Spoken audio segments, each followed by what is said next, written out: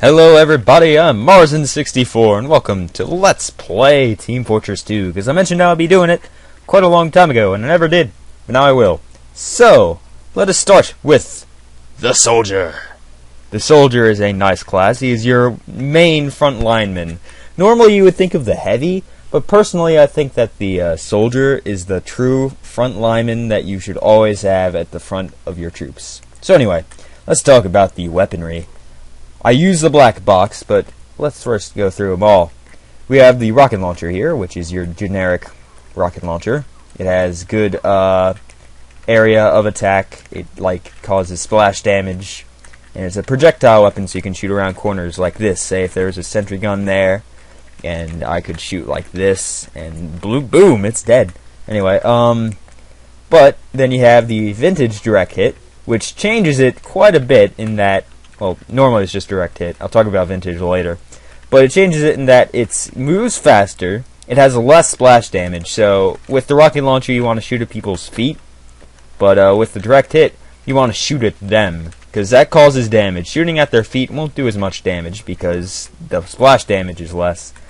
And it causes a lot more damage. Also, if they get knocked into the air and you shoot them in there, it causes mini crits, which was basically an insta-kill for many classes. But I use the black box because with the direct hit you have to aim, and I can't aim. So what we have here is the black box, which you shoot people with.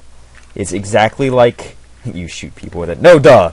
It's exactly like the rocket launcher, except it has one less ammo. You have 3 instead of 4, and it heals you for 15 health every hit you do.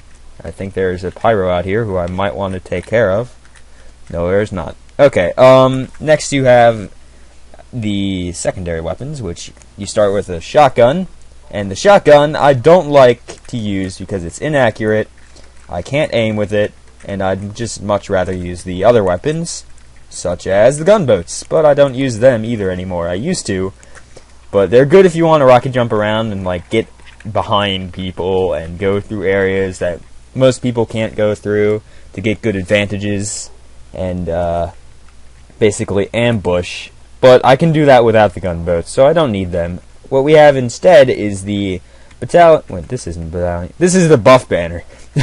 The buff banner means that whenever you do damage, the little rage meter at the bottom right. Get out of the way, Sir Kemper. I don't know if you guys can see that, but he just popped up. He's playing Killing Floor. Anyway, the rage meter is going to go up, and you cause damage, and yeah.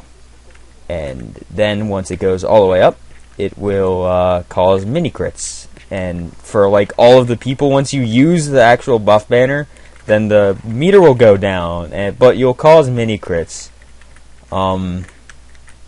for you and all the other people on your team. So it's like a buff effect, hence why it's called buff banner.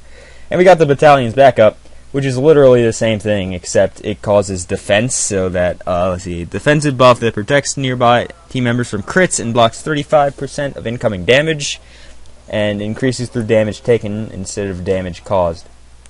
And then we have the melee weapons. Use the equalizer because it's a direct upgrade. The original one is just a slow and strong weapon. This is a pretty slow melee weapon, but it's speeds you up the more damage you have. So let me weaken myself here to show you, and look at that, I'm going pretty damn fast now, aren't I, as opposed to my normal semi-slow speed. So I would use the equalizer, and the frying pan is literally the same thing as a shovel, except less range. It's an aesthetic change just to make it so that, you know, it looks good. So when you're playing a soldier, you're going to want to, you have to know the soldier and know, the trajectory of the stuff, and yeah. Because when someone's going to be, you need to know where they're going to end up, what they're going to do, and when your rocket is going to reach there. So it does take a little while to get used to this. What's up, sniper? Yeah, no, they don't have a teleporter there. Alright. But, because, let's see, what was I talking about?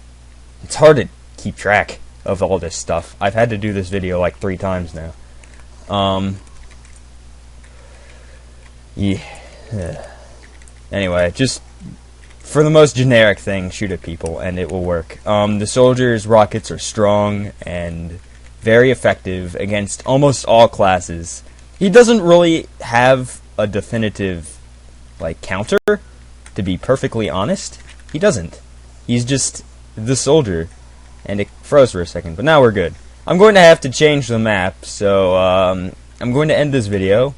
And then next video, which I'll upload shortly after this one, I'm going to be on Harvest. So, see you all then. Thank you for watching.